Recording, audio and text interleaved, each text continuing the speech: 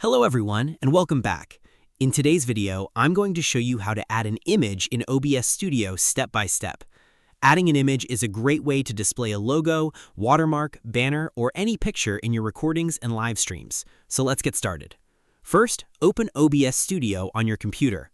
Next, select the scene where you want to add the image. Then go to the Sources panel. Click the plus button. From the list, select Image. Enter a name for the image source. Then click OK. Next, click the Browse button. Select the image you want to add from your computer. Then click Open. Click OK to add the image to your scene. The image will now appear in the preview window.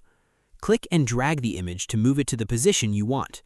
You can also resize the image by dragging its corners. Once you're happy with the result, the image will appear in your recordings and live streams. And that's it. You've successfully added an image in OBS Studio. Thanks for watching this video. If you found this tutorial helpful, don't forget to like, subscribe, and turn on notifications for more OBS Studio tutorials and tips. See you in the next video.